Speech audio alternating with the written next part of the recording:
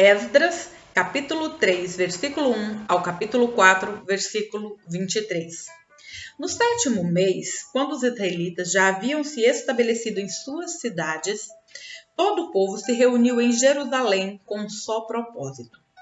Enquanto Jesua, filho de Josadaque, juntou a seus colegas, os sacerdotes Zorobabel, filho de Selatiel, e seus companheiros, para reconstruir o altar do Deus de Israel.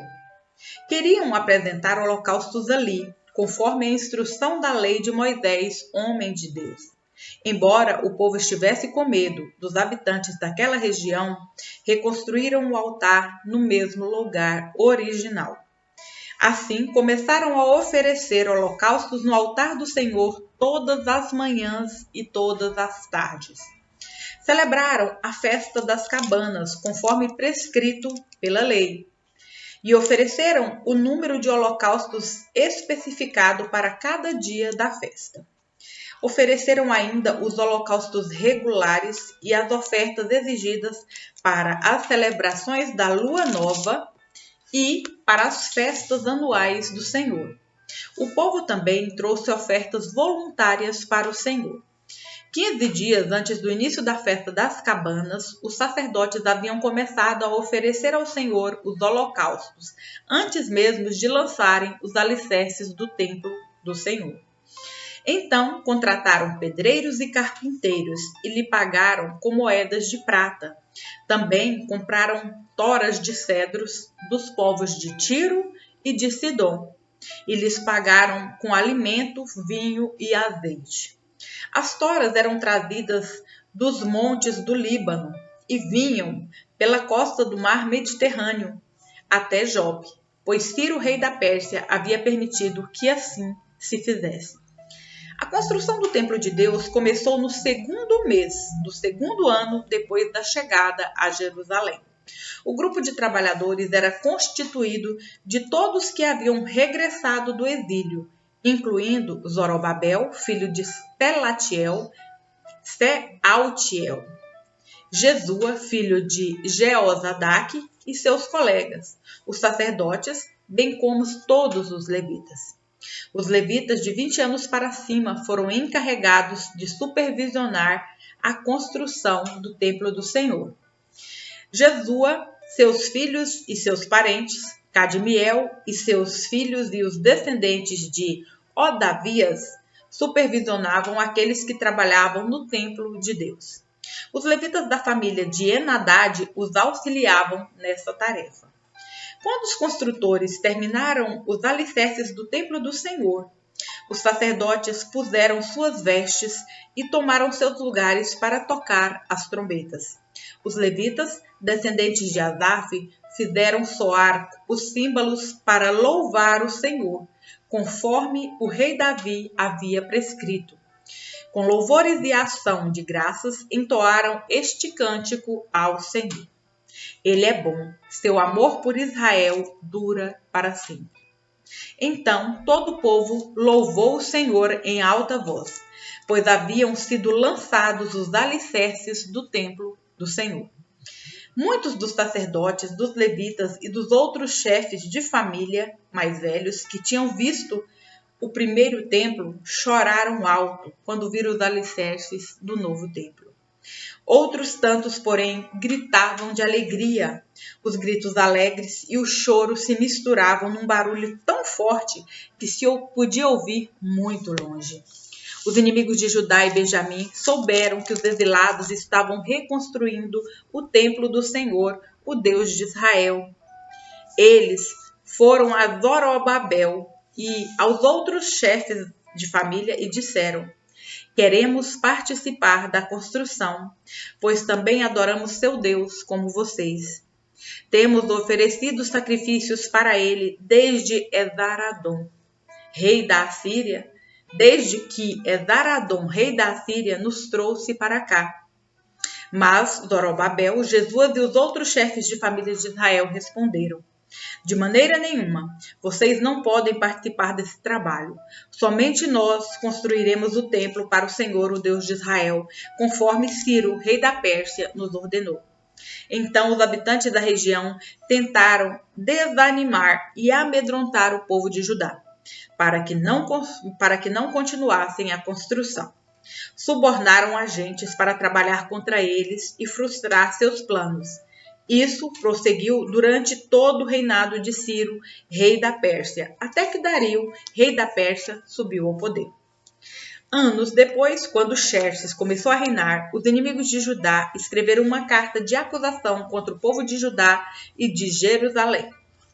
Mais tarde, durante o reinado de Artaxerxes, rei da Pérsia, os inimigos de Judá, liderados por Bislão, Mitredade e Tabeel, enviaram a Artaxerxes uma carta em aramaico, que foi traduzida para o rei. O comandante Reum e o secretário da corte Sinzai escreveram a carta, na qual apresentaram ao rei Artaxerxes um relatório negativo sobre Jerusalém. Saudaram o rei em nome de todos os seus colegas, os juízes e as autoridades, Jocaías, o povo de Tarpel, os persas, os babilônicos e o povo de Ereque e de Susã, isto é, Elão.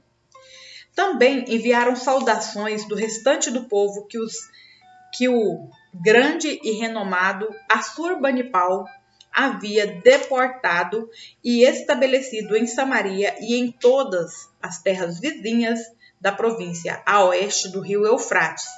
Isto é uma cópia da carta.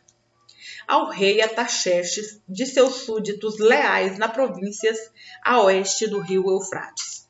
Informamos ao rei que os judeus que saíram da Babilônia para Jerusalém estão reconstruindo essa cidade, rebelde e má. Já restauraram os alicerces e em breve terminarão os muros. É bom o rei saber que se essa cidade for reconstruída e seus muros forem concluídos, haverá grande prejuízo para o tesouro real, pois os judeus se recusarão a lhe pagar tributos, impostos e taxas. Visto que somos seus súditos leais e não desejamos vê-lo desonrado desse modo, enviamos ao rei essas informações. Sugerimos que se faça uma busca no registro de seus antepassados, no qual o rei descobrirá como esta cidade foi rebelde em outros tempos. Aliás, foi destruída por causa de sua longa e problemática história de rebelião contra os reis e as nações que a dominavam. Declaramos ao rei que, se essa cidade for reconstruída e seus muros forem concluídos, o rei perderá a província a oeste do rio Eufrates. O rei Artaxerxes enviou a seguinte resposta. Ao comandante Reum, ao secretário da corte Sinzai e a seus companheiros em Samaria e em toda a província a oeste do rio Eufrates, saudações. A carta que vocês enviaram foi traduzida e lida para mim. Ordenei que se fizesse uma busca nos registros e descobri que, de fato, Jerusalém tem sido, ao longo dos anos, foco de insurreição contra vários reis. Aliás, rebeliões e revoltas são normais ali. Reis poderosos governaram sobre Jerusalém e sobre toda a província a oeste do rio Eufrates e receberam tributos, impostos e taxas. Portanto, deem ordem para que esses homens parem seu trabalho. A cidade não deve ser reconstruída enquanto eu não mandar. Sejam diligentes e não descuidem desse assunto, pois não devemos permitir que a situação prejudique os interesses do rei. Quando a carta do rei Artaxerxes foi lida para Reum, Sinzai e seus companheiros, eles foram depressa a Jerusalém e, fazendo uso da força, obrigaram os judeus a parar a construção.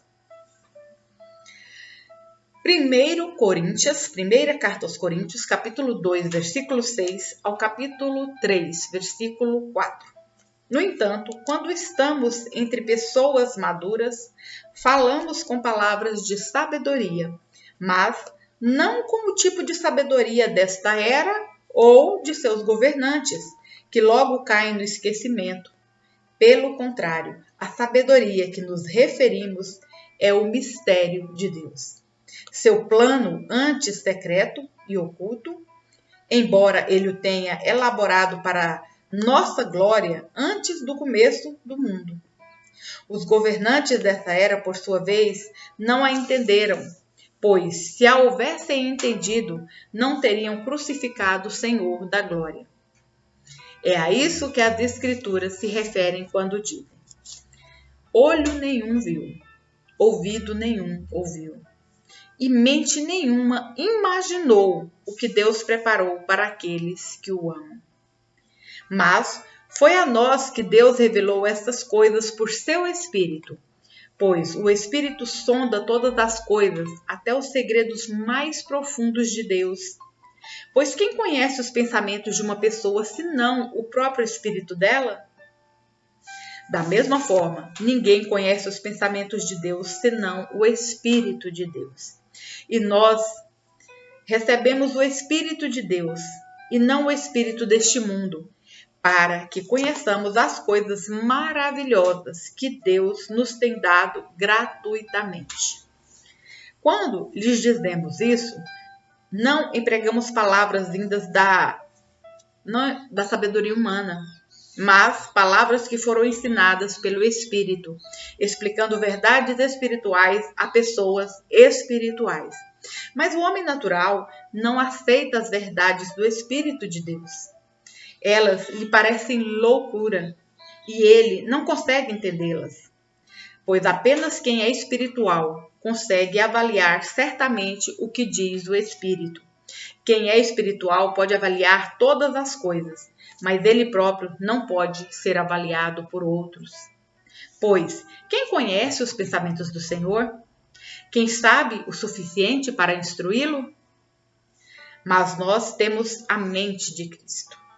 Irmãos, quando estive com vocês, não pude lhes falar como a pessoas espirituais, mas como se pertencessem a este mundo ou fossem criancinhas em Cristo. Tive de alimentá-los com leite e não com alimento sólido, pois não estavam aptos para recebê-lo.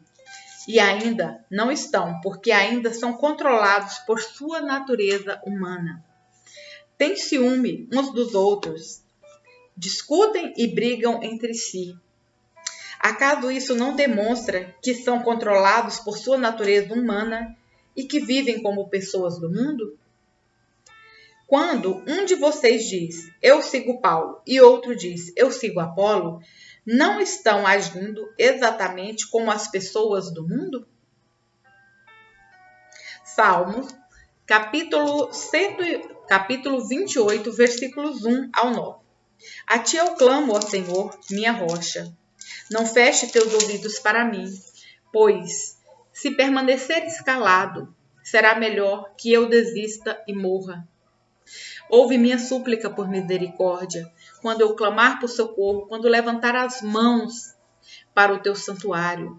Não me arranques com os perversos, com os que praticam mal, que dirigem palavras amigáveis ao próximo, enquanto tramam maldades no coração. Dá o castigo pelo que fizeram, segundo a medida de sua perversidade. Retribui-lhes por seus atos e faz com que recebam o que merecem. Eles não se importam com as obras do Senhor, nem com o que suas mãos criaram, por isso ele os derrubará e nunca mais voltarão a se erguer. Louvado seja o Senhor, pois ouviu meu clamor por misericórdia. O Senhor é minha força e meu escudo, confio nele de todo o coração. Ele me ajuda e meu coração se enche de alegria. Por isso eu lhe dou graças com meus cânticos. O Senhor é a força do seu povo, fortaleza segura para seu ungido.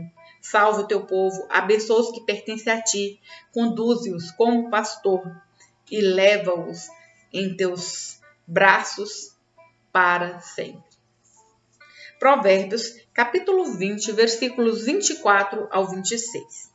24 ao 25. É o Senhor que dirige nossos passos. Então, por que tentar entender tudo ao longo do caminho? É uma armadilha prometer algo a Deus apressadamente e só depois calcular o custo.